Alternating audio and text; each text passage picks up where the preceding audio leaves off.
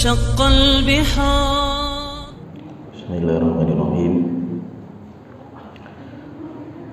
إن الحمد لله نحمده ونستعينه ونستغفره ونعوذ بالله من شرور أنفسنا ومن سيئات أعمالنا من يهده الله فلا مضل له ومن يضلل فلا هادي له وأشهد أن لا إله إلا الله وحده لا شريك له وأشهد أن محمدا عبده ورسوله أما بعد. Kita melanjutkan tafsir surat Al-Kahfi dan kita masuk di ayat ke-50. Allah Ta'ala berfirman, wa idh qulna lil malaikati isjudu li adama. Ingat ketika kami mengatakan kepada para malaikat, sujudlah kalian kepada Nabi Adam. Fasajadu illa iblis kana minal jinni. Maka semuanya sujud kecuali iblis, dan iblis termasuk dari kalangan jin. Fafasaqa an amri rabbi. Akhirnya iblis berbuat fasik, membangkang dari perintah Tuhannya. Afatattakhidunahu wa dzurriyyatahu awliya'a min duni wa hum lakum adu. Apakah kalian ingin menjadikan iblis dan anak keturunannya sebagai wali-wali bagi kalian selain saya? Wa hum lakum adu, padahal mereka adalah musuh bagi kalian. Bisa lidzalimina badala. Sungguh sangat jelek sekali tempat tinggal bagi orang-orang yang zalim. Di dalam ayat ini Allah Ta'ala menjelaskan tentang perintah Allah kepada malaikat untuk sujud kepada Nabi Adam. Dan perintah ini ketika Nabi Adam itu diciptakan, dan Nabi Adam itu termasuk yang terakhir diciptakan setelah jin dan malaikat. Setelah itu baru Allah menciptakan Nabi Adam alaihi salam. Ketika Allah menciptakan Nabi Adam sampai selesai sempurna, dan Allah ciptakan langsung dengan tangannya, dan semua makhluk itu Allah ciptakan dengan perantara kun. Tinggal Allah Ta'ala mengatakan kun fayakun, kecuali Nabi Adam. Karena Allah ingin mengangkat derajatnya Nabi Adam, akhirnya Allah menciptakan Nabi Adam langsung dengan tangannya Allah Ta'ala. Ketika sudah selesai diciptakan, Allah memerintahkan malaikat untuk sujud. Dan sujud di sini dinamakan dengan sujud tasyrif wa takrim wa ta'zim. Sujud untuk menghormati dan memuliakan, bukan sujud untuk menyembah. Di zaman dulu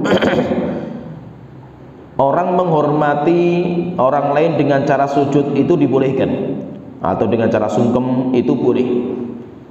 Zamannya Nabi Yusuf saja itu mereka sujud kepada Nabi Yusuf. Wa kharru lahu sujadan. Keluarganya Nabi Yusuf itu sujud kepada Nabi Yusuf. Dan sujudnya mereka itu bukan sujud untuk menyembah. Kalau untuk menyembah maka hanya sujud kepada Allah Ta'ala.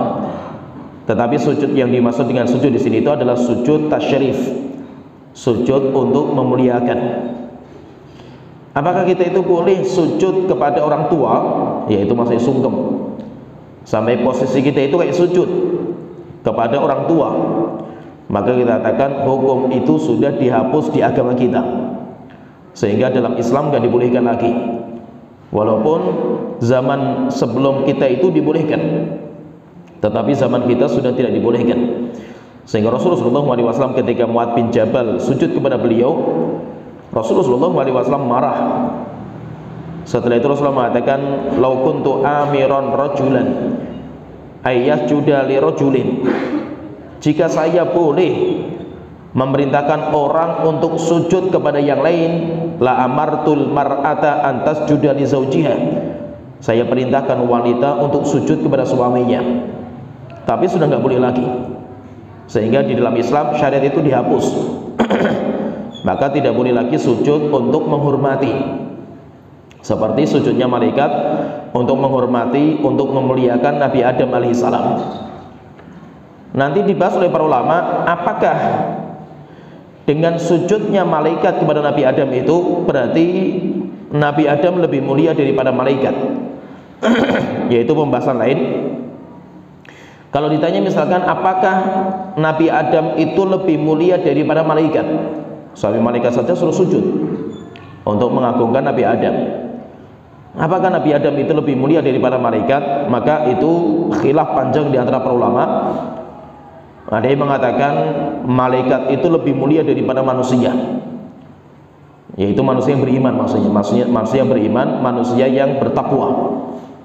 Ada yang mengatakan manusia yang bertakwa itu lebih mulia daripada malaikat, karena manusia yang bertakwa itu mereka masuk surga, dan surga itu merupakan tempat bagi makhluk yang Allah muliakan. Sedangkan malaikat nggak punya surga bagi mereka. Sedangkan yang mengatakan malaikat lebih mulia daripada manusia karena malaikat tidak punya syahwat, sehingga malaikat tidak punya dosa dan maksiat, bersih. Sedangkan kita kan manusia itu hatta orang soleh, orang mukmin bergelimang dalam dosa dan maksiat. Wallahu a'lam, pendapat yang paling kuat kita rinci. Kalau dilihat dari awal penciptaan, maka malaikat itu lebih mulia daripada manusia karena malaikat tidak punya syahwat. Tapi kalau kita lihat dari akhir kehidupan, maka manusia yang mukmin ketika mereka masuk surga itu lebih mulia daripada malaikat. Tapi pembahasan seperti ini dibahas oleh para ulama itu nggak terlalu berfaedah. Yang penting fahami di sini bahwa malaikat ketika sujud sama Nabi Adam bukan untuk menunjukkan Nabi Adam itu lebih mulia daripada malaikat, bukan. Tetapi itu semata-mata karena perintah Allah Ta'ala. Atau contohnya misalkan ini, saya contohkan yang lain. Jadi itu bukan kelaziman, nggak melazimkan.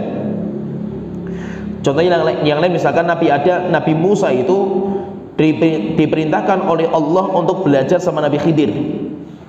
Karena nanti akan insya Allah akan kita ceritakan pertemuan berikutnya. Nabi Musa belajar sama Nabi Khidir. Pertanyaan, apakah menunjukkan Nabi Khidir lebih mulia daripada Nabi Musa? Sampai akhirnya Nabi Musa belajar kepadanya. Tidak, Nabi Musa lebih mulia daripada Nabi Khidir. Sehingga itu tidak melazimkan. Ketika Nabi Musa diperintahkan belajar, bukan melazimkan kalau Khidir itu lebih hebat daripada Nabi Musa. Tidak. Yaitu hebat Nabi Khidir itu punya ilmu yang gak dimiliki sama Nabi Musa di bab itu. Tetapi kalau dalam bab yang lain, Nabi Musa lebih mulia. Sehingga Nabi terbaik Bani Israil itu Nabi Musa, bukan Nabi Khidir. Walaupun statusnya itu Nabi Khidir pernah menjadi gurunya Nabi Musa. Tetapi itu tidak melazimkan kemuliaan. Sehingga intinya di sini Allah memerintahkan kepada para malaikat untuk sujud sama Nabi Adam, fasajadu.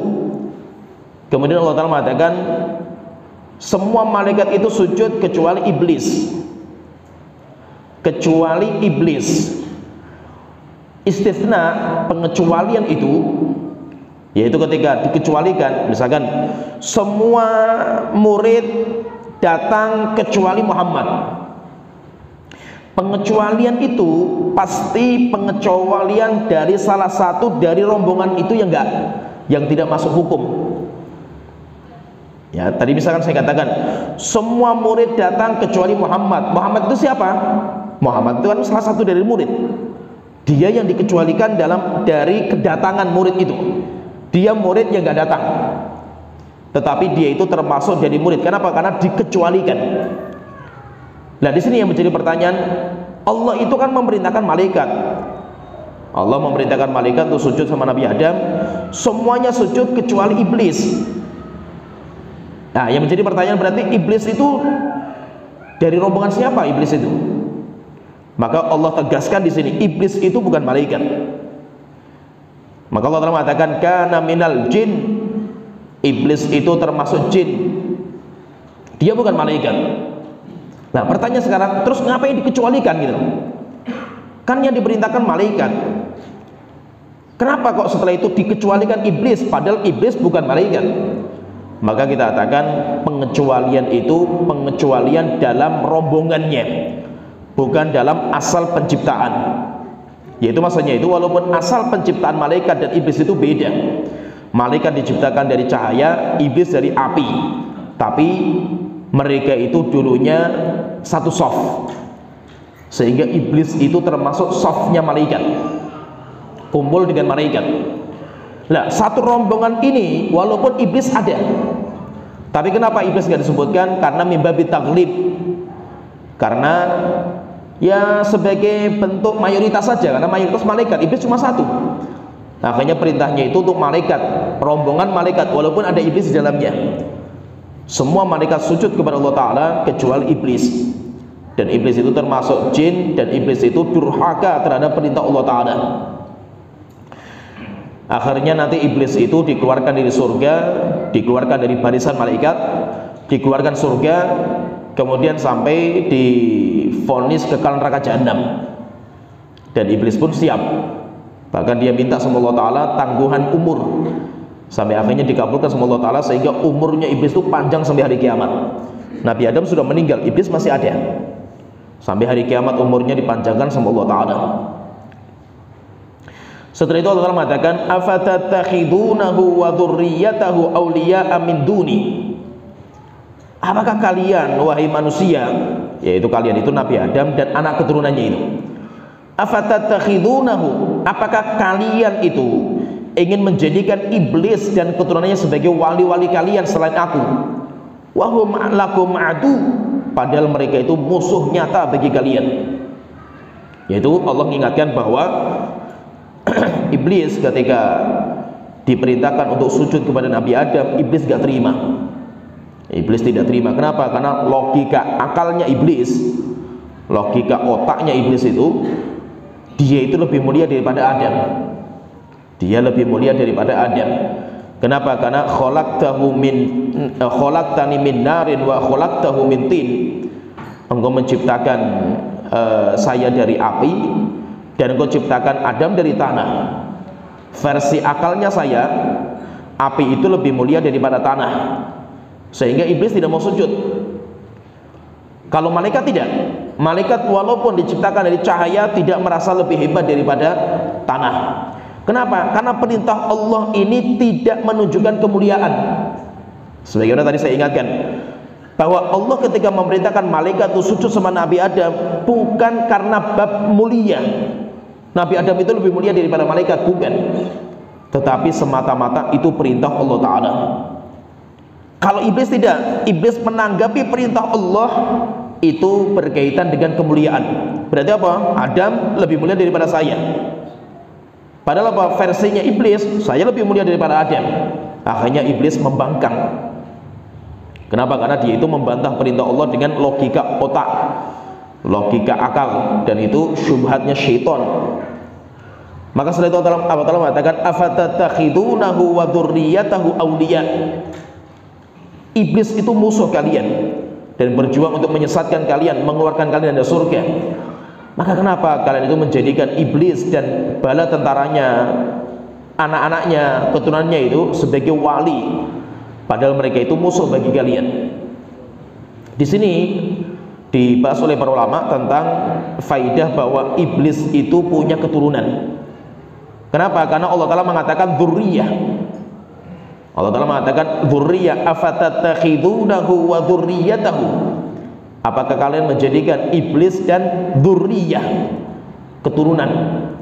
Berarti apa? Berarti iblis itu dan jin, mereka itu punya keturunan. Maka kalau dilihat berarti apa? Bedanya antara iblis dan jin itu apa? Jadi kalau kita pengen melihat iblis, jin, syaitan, itu gambarannya seperti manusia. Manusia itu adalah makhluk yang Allah ciptakan dari tanah. Makhluk yang Allah ciptakan dari tanah itu namanya manusia. Jumlahnya banyak sekali. Cikal bakalnya yaitu manusia pertama yang Allah ciptakan, dan semua itu nanti dari keturunannya itu. Cikal bakalnya itu dari Nabi Adam alaihissalam. Manusia itu nanti ada yang mukmin, ada yang kafir. Yang kafir ada yang sukanya menghalangi jalan Allah Ta'ala, menjadi musuh bagi Allah dan Rasulnya, maka itu dinamakan dengan syaitan. Demikian juga gambarannya tentang iblis, jin, dan syaitan. Makhluk yang Allah ciptakan dari api itu namanya jin. Jumlahnya banyak sekali mereka itu. Cikal bakal mereka itu namanya iblis. Jadi jin itu kayak manusia, sedangkan iblis itu kayak Nabi Adam, cikal bakalnya. Dan mereka itu, yaitu bangsa jin, itu pun ada yang beriman sama Nabi, ada yang tidak. Yang tidak beriman dan yang membantah atau menjadi musuh bagi dakwahnya Nabi dan Rasul, itu dinamakan dengan syaitan. Oleh itu syaitan itu siapa? Syaitan itu orang yang menjadi musuh bagi dakwahnya Nabi dan Rasul. Itu namanya syaitan. Bisa dari kalangan jin dan manusia. Ya. Wa kadzalika ja'alna likulli nabiyyin aduwan syayatinal insi wal jin. Demikianlah kami jadikan bagi para nabi itu, setiap nabi itu musuh-musuh mereka itu. Siapa musuhnya? Itu syaitan dari kalangan jin dan manusia. Berarti kalau ditanya syaitan itu apa? Syaitan itu orang yang menjadi musuh dakwahnya Nabi dan Rasul. Bisa dari kalangan manusia, bisa dari kalangan jin. Menunjukkan di sini berarti apa? Berarti iblis itu punya keturunan. Iblis itu punya keturunan dan punya anak. Dan kehidupan jin itu seperti itu. Jin itu mereka menikah. Mereka menikah, kemudian mereka juga punya keturunan. Kemudian generasi yang awal meninggal, kayak simbah-simbah kita lah, meninggal ganti generasi yang baru. Nanti punya anak lagi, generasi itu meninggal dunia, ganti yang baru lagi. Terus seperti itu. Sampai disebutkan oleh para ulama itu ada seorang ulama itu ditanya oleh seseorang tentang iblis itu punya istri atau tidak. Seperti Nabi Adam pun punya istri sebagai cikal bakal keturunan, karena harus ada pasangan. Nabi Adam punya istri namanya Hawa. Disebutkan dalam Al-Quran cuma ceritanya dinamakan dengan zaujah, istrinya Adam. Sedangkan namanya itu, nama istrinya Adam yaitu Hawa, itu dalam hadis yang sahih ada, tapi di Al-Quran gak disebutkan namanya.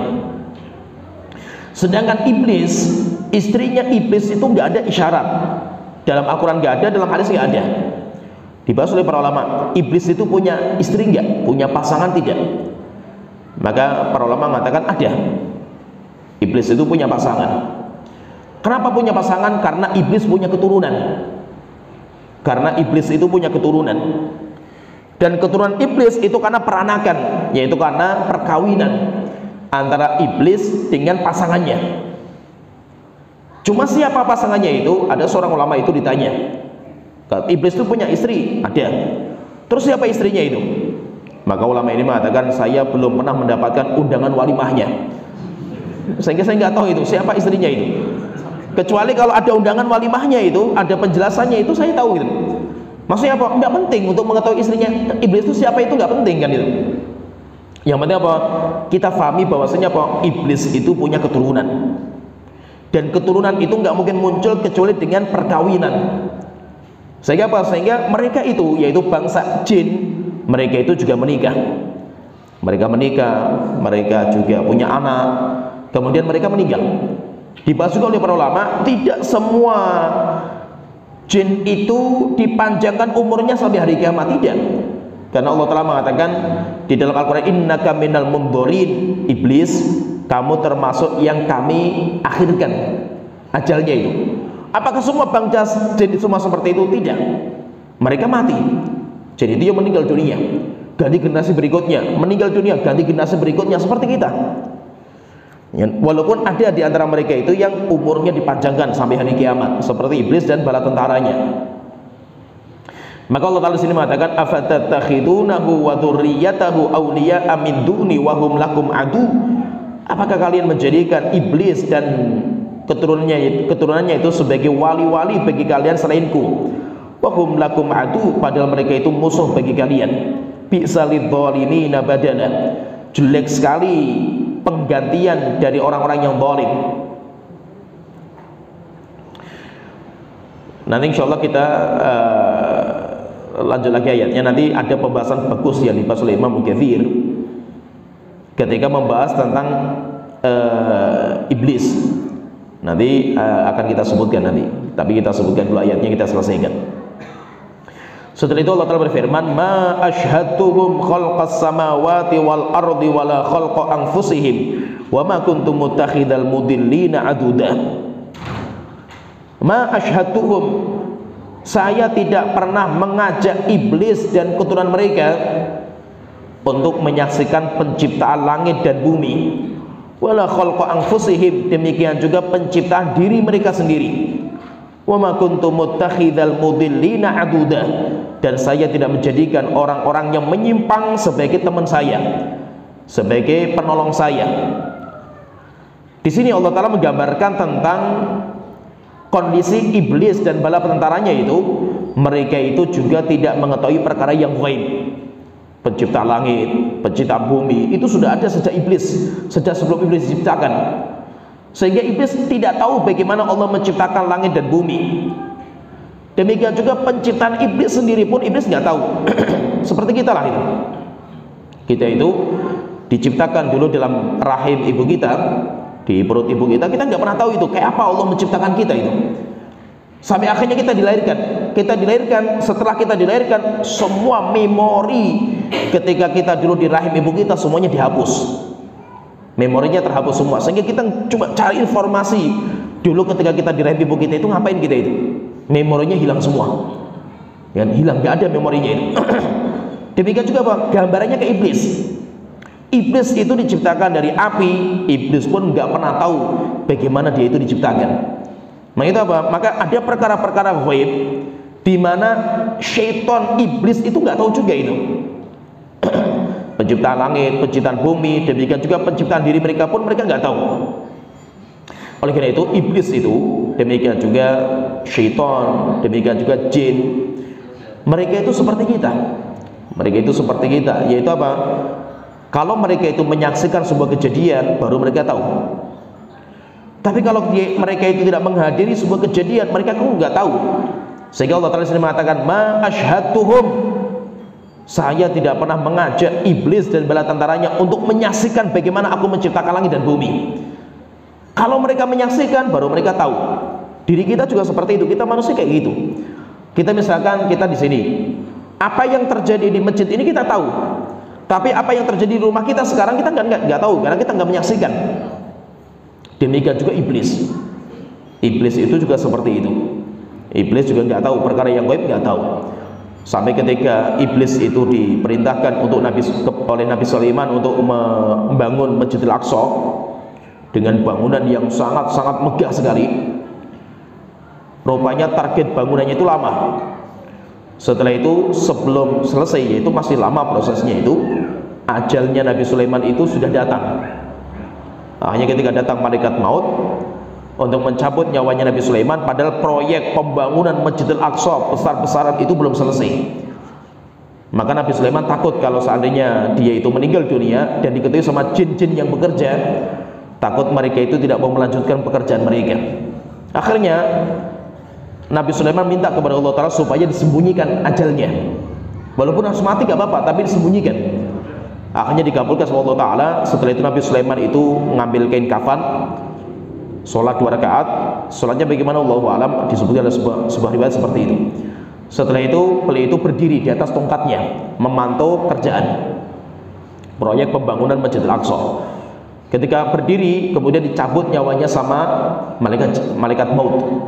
Dicabut nyawanya sama malaikat maut, Nabi Sulaiman meninggal. Dalam posisi beliau itu berdiri. Dan jin nggak ada yang tahu kalau Nabi Sulaiman itu sudah meninggal. Akhirnya mereka bekerja sampai bangunan selesai. Dan rupanya tongkat yang digunakan untuk bersandar Nabi Sulaiman itu dimakan rayap. Terus dimakan sampai rapuh. Ketika sudah rapuh, jatuh pas bangunan itu sudah selesai. Bangunan sudah totalitas selesai, kemudian baru rapuh tongkatnya Nabi Sulaiman, kemudian tersungkur. Lau kanu ya'lamunal ghaiba. Setelah itu Allah mengatakan, jika seandainya jin-jin itu mengetahui perkara yang gaib, yaitu dari kematian Nabi Sulaiman, padahal Nabi Sulaiman depan mereka itu pun mereka nggak tahu kalau Nabi Sulaiman sudah meninggal. Kalau seandainya jin-jin itu mengetahui perkara yang gaib, ma labithu fil azabil muhin, tidak mungkin mereka itu berada pada kerjaan yang menghinakan, di bawah kekuasaan Nabi Sulaiman. Setelah itu apa? Baru selesai pembangunan, Nabi Sulaiman meninggal, yaitu jatuh tersungkur. Setelah itu nanti ceritanya itu kan Nabi Sulaiman sudah nggak ada. Kemudian nanti mereka itu mengarang sebuah buku, yaitu jin-jinnya itu mengarang sebuah buku sihir, kemudian ditaruh di bawah singgasana Nabi Sulaiman.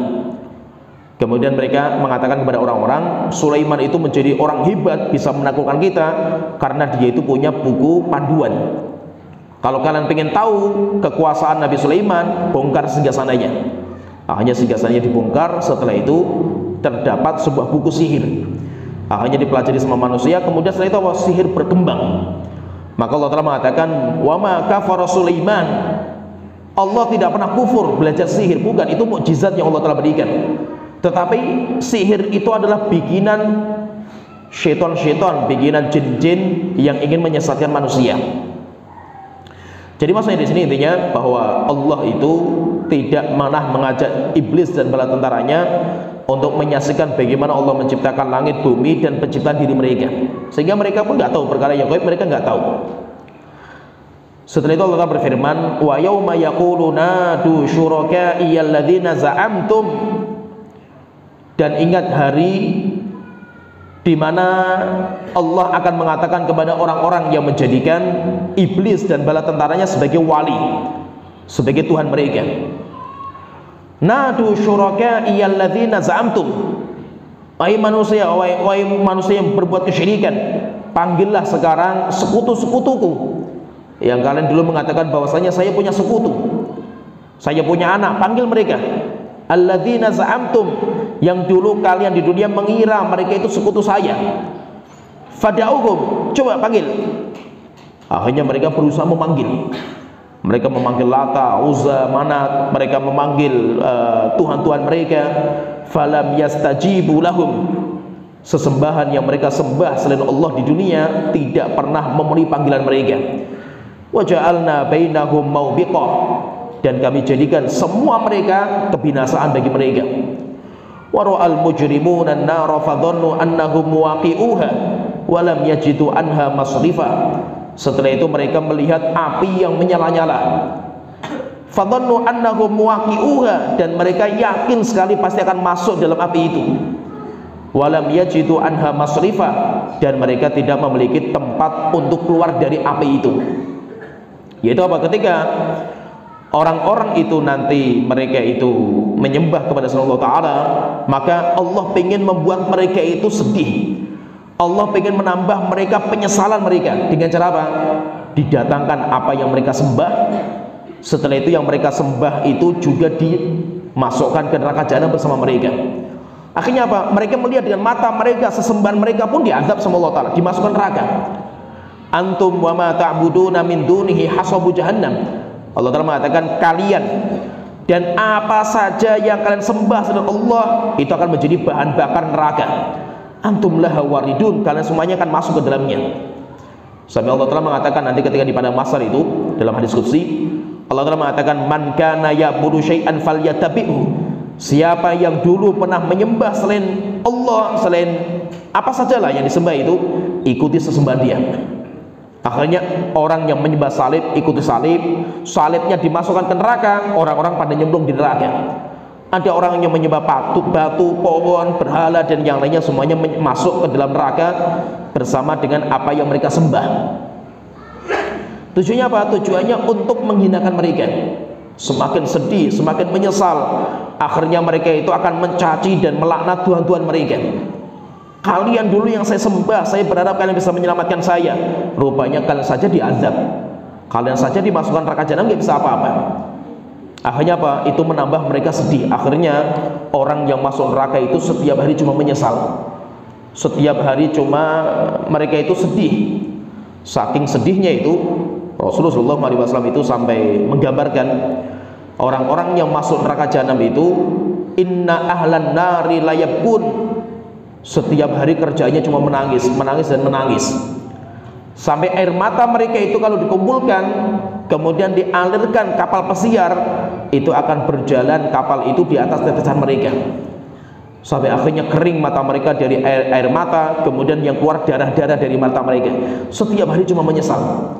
Setiap hari cuma menyesal. Apalagi walaupun dia itu di neraka jahanam, ditampakkan surga, yaitu dia itu melihat dengan matanya surga, dan dia itu melihat bagaimana nabi yang dulu mereka dustakan, mereka rendahkan, orang-orang yang beriman sama nabi yang dulunya miskin, mereka nggak punya kekuasaan, kemudian mereka caci maki, mereka itu menikmati semua kenikmatan di surga, dan mereka melihat akhirnya apa? Setiap hari cuma menyesal dan menyesal, sampai akhirnya Allah Ta'ala menggambarkan penyesalan mereka. Allah Ta'ala berfirman, wa yauma ya'uddu dzalimu ala yadayhi. Ingat ketika orang-orang zalim itu gigit jari mereka, yaitu apa? Penyesalannya itu sudah sampai jarinya itu digigit, itu udah gak sakit lagi. Yaqulu ya laitani takhadtu ma'ar rasuli sabila. Kemudian mereka mengatakan, jikalau saya dulu mengikuti jalannya Nabi dan Rasul. Ya laitani lam attakhid fulanan khalila. Jikalau saya tidak menjadikan si A dan si B sebagai tokoh saya, sebagai panutan saya, sungguh dia telah menyesatkan saya dari jalan yang benar. Akhirnya apa? Setelah itu ketika diazab di neraka jahanam, yang ada cuma penyesalan dan penyesalan. Mereka mau cari tempat keluar, gak ada. Sampai akhirnya Allah itu tawarkan kepada mereka. Ketika mereka sudah di neraka jahanam, setelah itu Allah tawarkan mereka, wahai hamba-hambaku, jika seandainya, saya gambarkan kalau seandainya kalian itu punya bumi seisinya, kamu punya harta sebesar bumi dan seisinya, kemudian kamu itu bisa menebus diri kamu untuk keluar dari neraka ini dengan membayar bumi itu, kamu akan membayarnya enggak? Maka dia mengatakan, Tuhanku, jika seandainya saya punya harta sebesar bumi, akan saya berikan untuk membayar diri saya dari api neraka jahanam. Maka Allah telah mengatakan, wahai hambaku, saya dulu minta enggak banyak, saya minta enggak seperti bumi dan seisinya, bukan. Saya hanya minta satu kepada kamu dulunya itu, sembahlah saya, jangan berbuat kesyirikan. Itu saja yang saya minta, saya nggak minta sebesar bumi itu. Tetapi rupanya apa? Kamu enggan untuk menyembah saya, kamu enggan untuk beribadah kepada saya, bahkan kalian pengen masuk neraka jahanam dengan dosa dan kesyirikan kalian. Akhirnya apa? Setelah itu tidak ada lagi obrolan, yaitu setelah itu terakhir, yaitu apa? Untuk menambah rasa sedihnya mereka, akhirnya mereka semakin menyesal lagi dengan diskusi sama Allah Ta'ala itu. Oleh itu, intinya itu nanti orang-orang yang mereka itu berbuat kesyirikan, apalagi menjadikan iblis sebagai bala tentara dia itu, maka yang ada cuma penyesalan. Apalagi ketika iblis pun berlepas diri dari mereka, iblis pun nanti berlepas diri, saya itu gak pernah memerintahkan kalian untuk menyembah saya, kecuali bodohnya kalian gitu. Setelah itu apa? Saya takut kepada Allah Ta'ala, sudah saya takut sama Allah Ta'ala, silahkan rasakan azab, silakan kamu rasakan azab karena bodohnya kalian. Kenapa kalian menjadikan saya sebagai Tuhan kalian? Akhirnya apa? Orang-orang yang di neraka itu setiap hari cuma menyesal, setiap hari cuma sedih. Kenapa mereka dulu tidak menyembah Allah Ta'ala? Setelah itu Allah Ta'ala berfirman, walaqad sarrafna fi hadzal qur'ani lin-nasi min kulli mathalin. Sungguh kami telah menjadikan Al-Qur'an ini, kitab suci ini, kitab suci yang paling jelas, gamblang bagi manusia dengan semua perumpamaan-perumpamaan di dalamnya itu. Sehingga siapa yang mau cari jalan kebenaran, ada jelas terang benderang dalam Al-Quran itu jelas. Dan siapa yang pengen mengetahui jalan kesesatan, dalam Al-Quran sudah gamblang jelas sekali. Tinggal kita bagaimana Anda itu milih itu kayak apa. Maka Allah jadikan Al-Quran itu gamblang sekali, jelas. Wa kanal insanu aktsara syai'in jadala. Dan memang karakter manusia itu sukanya bantah-bantahan. Karakter manusia itu sukanya berdebat. Karakter manusia itu sukanya membangkang. Sehingga apa? Manusia itu, karakternya itu, dia itu termotivasi, dia itu terobsesi untuk membantah. Itu karakter kita. Sehingga apa? Ketika datang ilmu kepada kita, bukan kita terima ilmu itu, tapi apa? Pertama kali yang kita kerjakan ketika dapat ilmu yang baru, kita bantah dulu. Sehingga apa? Karakter kita itu seperti itu. Kita untuk menerima kebenaran itu butuh proses lama itu. Kenapa? Karena fitrah kita rusak fitrah kita itu. Kecuali bagi orang-orang yang fitrahnya masih bersih itu, setiap datang kebenaran langsung diterima. Tapi fitrah kita rusak, dihancurkan oleh iblis. Akhirnya apa? Orang itu untuk menerima kebenaran itu butuh proses yang lama sekali itu. Terkadang dia itu tahu itu benar tapi nggak bisa menerimanya. Kenapa? Karena jabatan dia, karena harta yang dia miliki, dan yang akhirnya apa?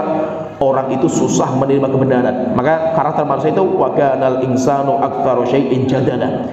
Manusia itu sukanya bantah-bantahan, sukanya membangkang, sukanya itu menolak kebenaran yang sudah Allah datangkan kepada mereka. Al-Imam Ibnu Katsir rahimahullah taala beliau berkata, saya sebutkan ucapan beliau ketika menafsirkan ayat ini. Walaqad bayyana, yaitu arti walaqad sarafna fi hadzal qur'ani lin-nasi min kulli mathalin. Sungguh kami telah menjelaskan di dalam Al-Qur'an ini kepada manusia dengan penjelasan yang gamblang. Wa kana al-insanu aktsaru syai'in jadala, tetapi karakter manusia itu sukanya membantah. Al-Imam Katsir belum mengatakan walaqad bayyana lin-nasi fi hadzal qur'an. Sungguh kami telah menjelaskan kepada manusia tentang Al-Quran ini. Wa waddahna lahumul umur. Kami jelaskan kepada mereka semua perkara. Wa fassalnaha, dan kami rinci dengan rincian yang gamblang. Kaila yadillu anil haqqi, supaya manusia itu tidak menyimpang dari jalan yang benar. Wa yakhruju an tariqil huda, dan supaya mereka tidak keluar dari jalan petunjuk. Wa ma hadzal bayani wa hadzal furqani, walaupun penjelasannya sudah gamblang, walaupun perinciannya itu sudah terang, al insanu katsirul mujadalati wal mukhasamati wal mu'aradati lil haqqi bil batil. Karakter manusia itu, mereka itu banyak membantah, banyak ribut, banyak yaitu menolak kebenaran dengan dalil kebatilan. Illa man hadallahu wa bassarahu li tariqin najah, kecuali orang-orang yang Allah berikan petunjuk. Jadi intinya karakter manusia itu, dari itu kita merasakan karakter kita itu. Karakter kita itu nggak mau disalahkan, walaupun salah. Sehingga bahwa kita itu semuanya pengen menang. Kita itu semuanya pengen menang, dan kita itu nggak mau disalahkan. Sehingga ketika datang ilmu baru, yang ilmu itu akan membantah apa yang selama ini kita kerjakan, pasti pertama kali yang dikerjakan oleh kita itu membantahnya dulu. Bukan kita itu buka diri kita, ini apa ini? Apa sih masalah ini, kok ini kritiki saya itu, kenapa itu? Kita pelajari, kalau memang benar, setelah itu kita terima. Tidak, manusia itu pertama kali mesti membantah dulu. Mesti membantah dulu, dan itu karakter kita. Kenapa?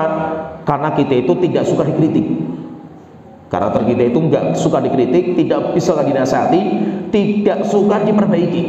Kenapa? Karena kita sudah merasa diri kita itu paling benar, kita itu paling baik, sehingga apa? Kita itu berat untuk menerima kritikan, itu mati-matian kita itu. Oleh itu ketika karakter kita itu seperti itu, akhirnya kebenaran itu susah sekali diterima dalam hati. Dan ini bukan hanya orang kafir saja, bukan hanya orang awam saja. Terkadang orang yang sudah tingkatan ilmunya itu tinggi, seorang ustaz, seorang ulama, belum tentu mereka itu bisa menerima kritikan. Ya, bahkan banyak orang-orang itu yang menjadikan kritikan itu sebagai permusuhan. Sehingga siapa yang kritiki saya, berarti kamu musuh saya. Dan itu banyak, orang seperti ini banyak. Kenapa? Karena karakter kita itu kayak gitu. Karakter kita itu tidak suka dikritik, tidak suka diperbaiki, dan tidak suka dicap kita itu keliru. Semuanya itu pengen benar, semuanya itu pengen menang. Maka ketika itu karakter kita seperti itu, maka kita itu harus berubah.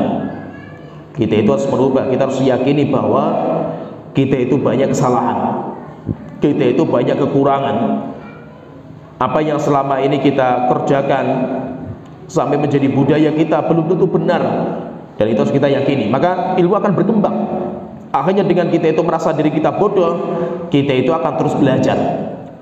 Tapi kalau kita itu sudah merasa pintar, kita sudah merasa cukup, kita sudah merasa benar, apalagi ilmu kayak sudah final, sudah sampai di sinilah final kita itu, maka kita gak akan berkembang. Dan itu nyata, kejadian seperti ini banyak. Setelah itu beliau menyebutkan sebuah cerita, sebuah hadis dalam tafsirnya itu. Beliau mengatakan, rawal Imamu Ahmadu an Aliyin bin Abi Thalibin. Imam Ahmad meriwayatkan sebuah riwayat dari Ali bin Abi Thalib, anna Rasulullah sallallahu alaihi wasallam Taraqahu wa Fatimata binti Rasulillah sallallahu alaihi wasallam lailatan. Dari Ali bin Abi Thalib, beliau bercerita, pernah suatu ketika itu Rasulullah sallallahu alaihi wasallam itu mengetuk rumahnya Ali, di mana Ali itu sama Fatimah pada sebuah malam, yaitu sudah malam sekali, malam hari di sepertiga malam yang akhir, di mana Ali menikah dengan Fatimah, kemudian sepertiga malam yang akhir itu nggak bangun sholat malam. Faqala, maka Rasulullah mengetuk pintu mereka supaya mereka sholat. Setelah itu Rasulullah mengatakan, ala tusalliyani, wahai Ali dan Fatimah, kenapa kalian nggak sholat di malam ini? Fakultu, maka saya mengatakan, Ali mengatakan, ya Rasulullah, innama anfusuna biyadillah. Ya Rasulullah, kan jiwa kita itu di tangan Allah Ta'ala. Fa idza syaa'a ayyab'atsana ba'atsana. Kalau Allah mengendaki untuk membangunkan kami, ya kami akan dibangunkan. Fansarafa hina qultu dzalika. Akhirnya Rasulullah SAW langsung keluar dari rumah saya ketika saya mengatakan ucapan seperti itu. Walam yarji ilayya syai'an, dan Rasulullah tidak membantah. Rasulullah tidak membantah ucapan saya. Thumma samituhu wa huwa maulun yadribu fakhidahu yaqul. Dan saya mendengar ketika Rasulullah SAW itu keluar rumah, Rasulullah itu memukul paha beliau, keluar sambil memukul paha. Setelah itu Rasulullah membacakan ayat ini, wa kanal insanu aktsara syai'in jadala. Dan memang manusia itu sukanya membantah, sukanya itu kalau dapat nasihat itu dibantah dulu itu. Itu karakter kita. Kita semuanya paham lah itu karakter kita itu. Dan itu kita itu terkadang itu sering kritik orang lain itu. Kelompok yang menyimpang, misalkan kelompok-kelompok yang sesat, ahlu bidah, orang kafir, mereka itu orangnya susah menerima kebenaran. Antum pun sama juga gitu. Bukan hanya mereka, antum juga sama kan gitu. Banyak di antara kita itu kalau dinasihati itu nggak terima kita itu. Coba kalau yang nasihati istri kita misalkan itu, atau yang menasihati anak kita, yang menasihati pegawai kita, walaupun kita sudah salafi, jenggotan panjang, jubahan, belum tentu kita menerima gitu. Kenyataannya apa? Banyak yang ngamuk ketika dinasihati sama istrinya, dinasihati sama anaknya, dinasihati sama adiknya, itu banyak yang ngamuk. Kenapa? Karena karakter kita itu seperti itu, karakter kita. Semua manusia karakternya seperti itu. Sehingga ketika ada orang menasihati kita itu pertama kali itu kita lawan. Begitu intinya, kita itu harus ya menyadari bahwasanya diri kita itu banyak kesalahan. Kita perlu bersyukur ketika ada orang yang mau meluruskan kita dengan cara yang baik. Dengan cara yang baik. Namanya cara yang baik itu kayak dokter. Dokter itu kan memberikan motivasi, dicek dulu penyakit kita apa, kemudian kasih resep, kemudian kan diobati dengan cara yang baik. Ya kan? Caranya seperti itu. Kalau seandainya ada orang yang pengen meluruskan kita dengan cara seperti itu, alhamdulillah, kita bersyukur sekali dengan teman seperti itu. Yang pengen meluruskan kita itu kan kita terima kasih sekali ada orang yang pengen meluruskan kita itu. Tetapi yang penting apa? Caranya benar. Oleh itu kata Imam Nawawi, kata Imam Syafi'i belum mengatakan, siapa yang menasihati saya empat mata, yaitu apa? Melihat saya keliru, berani datang ke saya dan ngomongin saya, Syafi'i, kamu keliru dalam bab ini dan bab ini. Beliau mengatakan ini adalah nasihat yang pasti akan saya terima. Kenapa? Karena itu nasihat gitu. Tapi siapa yang menasihati saya di mata banyak, yaitu ratusan mata, puluhan mata, dia adalah orang yang telah mencaci maki saya, dan saya nggak akan terima nasihat seperti itu. Banyaknya kita itu apa? Kita melihat teman kita keliru, teman kita salah itu, bukan kita datangi teman kita itu, malah kita datangi orang lain. Oh, si fulan itu keliru itu. Terus apa manfaatnya bagi orang itu kan itu? Itu yang nyata. Nyatanya seperti itu. Kebanyakan kita nggak berani datang langsung, itu nggak berani itu. Tapi kita ngomongnya di luar. Kita ngomongnya sama orang-orang yang nggak ada manfaatnya itu. Kita ngomong sama mereka itu nggak ada manfaatnya kan itu. Tapi kita itu nggak berani datangi langsung. Padahal apa? Di antara bukti kita itu beriman, bukti kalau kita itu bersaudara, itu kan Rasulullah mengatakan la yu'minu ahadukum hatta yuhibba li akhihi ma yuhibbu li nafsi. Tidak sempurna iman kalian sampai dia itu mencintai untuk orang lain seperti dia itu mencintai untuk dirinya sendiri. Kan kita itu cinta, kita berada di atas kebenaran. Kalau kita melihat teman kita itu berada di atas kebatilan, yuk kita itu harus berjuang untuk merubah orang itu. Ibaratnya ginilah, orang yang jatuh dalam kesalahan itu ibaratnya kayak orang yang sedang jatuh dari motor. Sekarang gini, kalau kita melihat ada orang jatuh motor itu, kita ngapain itu? kita tendang, kita usir, kita caci maki, kemudian kita boikot, kemudian kita dan yang lain. Apa manfaatnya itu? Orang yang jatuh kan kita tolong gitu. Kita tolong, kita singkirkan motornya, kemudian kita angkat orang itu. Kalau sakit parah kita bawa ke puskesmas. Namanya orang mukmin itu seperti itu. Demikian juga Bang, kalau kita melihat teman kita itu jatuh dalam kesalahan, kita itu berjuang untuk menyelamatkan orang itu. Rasulullah itu ketika ada seorang sahabat yang mencela, jadi ada seorang wanita, dia itu berzina, datang Rasulullah untuk mengadukan zinanya, sampai dirajam wanita itu. Setelah itu ada seorang sahabat yang mencela sahabat itu, seorang wanita itu. Maka Rasulullah mengatakan, kalian kenapa mencaci maki wanita ini? Sungguh dia sudah bertobat kepada Allah dengan taubat yang nasuha. Jika taubatnya dibagi kepada 70 penduduk Medina itu mencukupi gitu. Ada juga seorang minum khamr, dicambuk sama Rasulullah, tiba-tiba ada orang yang melaknatnya itu. Maka Rasulullah mengatakan, la tu'inu syaiton ala akhikum. Kalian jangan bantu syaitan untuk menghancurkan teman kita ini. Ini kan kita punya teman sedang dirusak sama syaitan sampai jatuh dalam dosa dan maksiat, kok malah diinjak-injak gitu loh. Yo, semakin senang syaitan terhadap orang itu kan itu. Selamatkan, ayo kita rangkul lagi, kita ambil lagi, kita ajak lagi untuk ke ilmu lagi itu. Itu caranya supaya kita itu bisa menyelamatkan teman-teman kita. Oleh itu intinya memang karakter kita itu pasti sukanya membantah. Sukanya membantah, sukanya itu menolak, itu karakter kita. Maka itu fahami di sini. Ucapan Syalbani itu bagus sekali. Beliau mengatakan al-haqqu fi nafsihi syadid. Ketahuilah bahwasanya apa?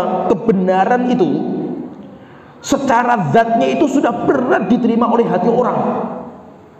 Coba kita bawa tauhid misalkan itu, kita mengajarkan sunnah.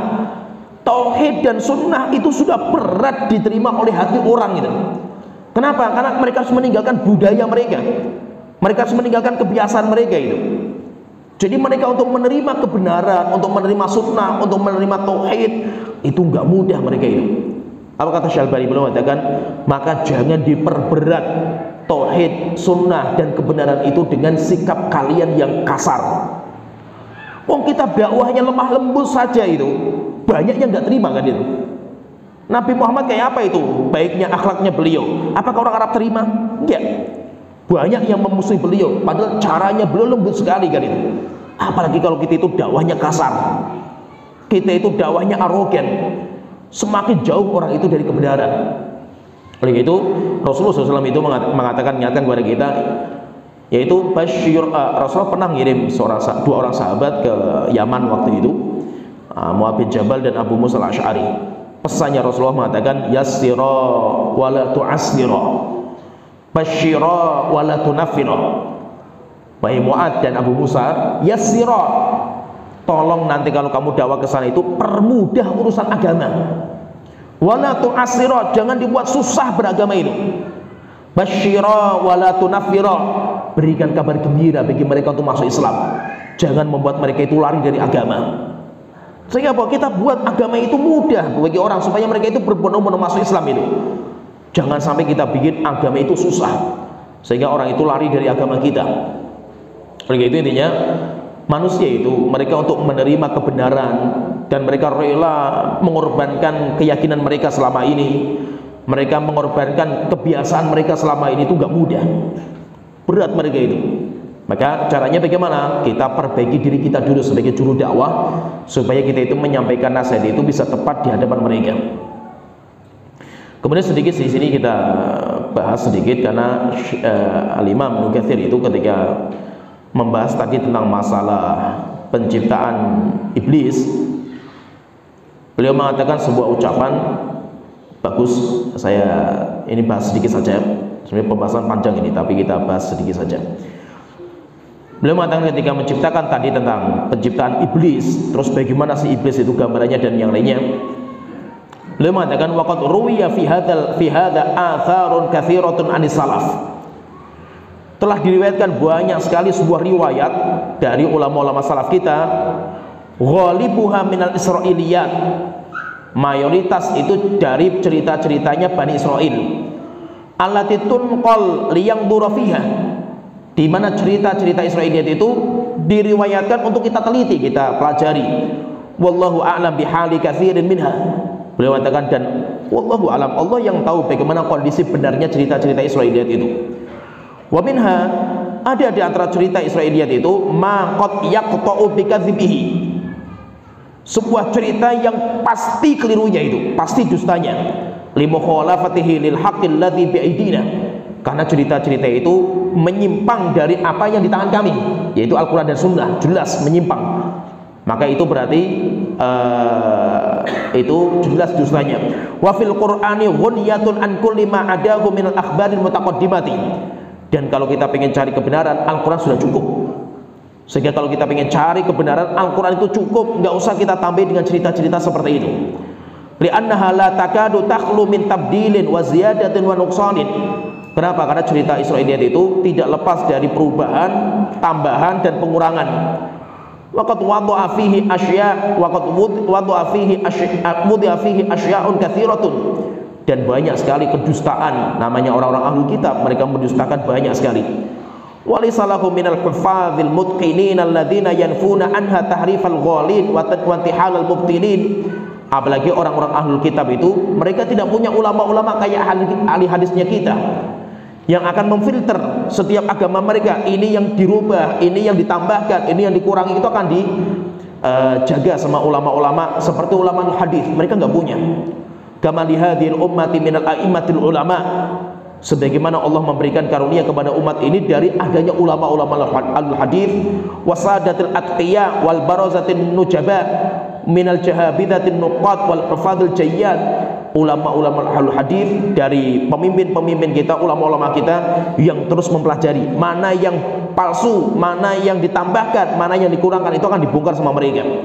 Alladzina dawwanul haditsa wa harraruhu, mereka menulis hadis-hadis Rasulullah dan mereka itu meneliti mana yang lemah dan mana yang kuat, itu diteliti. Wa bayyanu sahihahu an husnihi wa an dha'ifihi.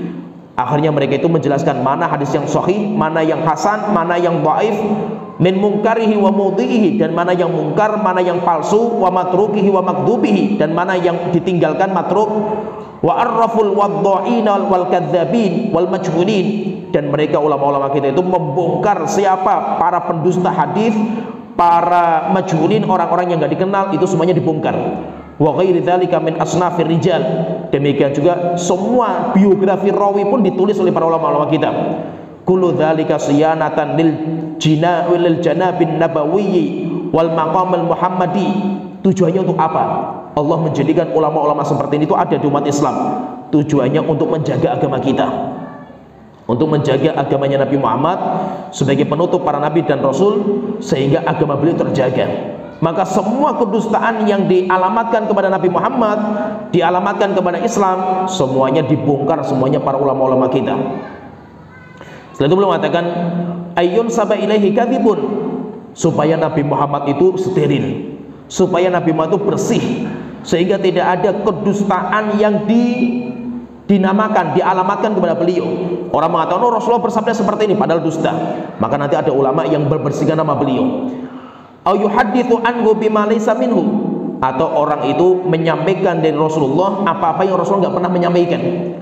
Faradhiyallahu anhum wa ardahum, semoga Allah meridhai mereka, ulama-ulama kita, dan semoga Allah menjadikan mereka itu diridhai sama kita semua. Wa ja'ala jannatil firdausi ma'wahum, dan semoga Allah Ta'ala menjadikan surga firdaus bagi mereka, bagi ulama-ulama kita. Waqad fa'ala, dan Allah sudah menyiapkan surga firdaus untuk mereka. Ya, jadi maksudnya itu cerita-cerita tentang masalah-masalah yang gak penting. Dan nanti Imam Katsir menyebutkan di muqaddimah tafsirnya itu, biasanya itu cerita-cerita Bani Israil itu cerita-cerita yang tidak ada faedahnya, cerita-cerita yang tidak ada faedahnya. Maka dalam agama kita itu disingkirkan, yaitu cerita-cerita seperti itu. Maka kita cukupkan dengan cerita Allah dan cerita Rasulullah SAW. Jadi intinya pembahasan kita membahas tentang bagaimana penciptaan malaikat, penciptaan Nabi Adam, penciptaan iblis. Dan ketika Nabi Adam diciptakan, Allah memerintahkan malaikat dan iblis untuk sujud. Bagaimana sujudnya dan bagaimana bentuknya iblis, bagaimana itu semuanya nggak penting bagi kita. Yang penting bagi kita itu cerita ini. Setelah itu iblis nanti divonis keluar surga dan dia berjuang untuk menyesatkan anak keturunan Nabi Adam sampai akhirnya banyak yang berjatuhan. Banyak anak keturunan Nabi Adam yang berjatuhan sampai akhirnya mereka mengikuti iblis dan sampai akhirnya nanti mereka itu diseret ke neraka jahanam. Setelah itu nanti mereka akan menyesal karena mereka tidak mengikuti jalannya Nabi dan Rasul. Ya, sampai di sini pembahasan kita. Nanti insya Allah kita lanjut lagi tentang, ya masih ada pembahasan lain. Setelah itu baru pertemuan berikutnya baru nanti kita masuk ceritanya Nabi Musa belajar sama Nabi Khidir. Ya, sampai di sini wa akhiru da'wana alhamdulillahirabbil alamin sallallahu alaihi wa sallam wa sahbihi ajmain.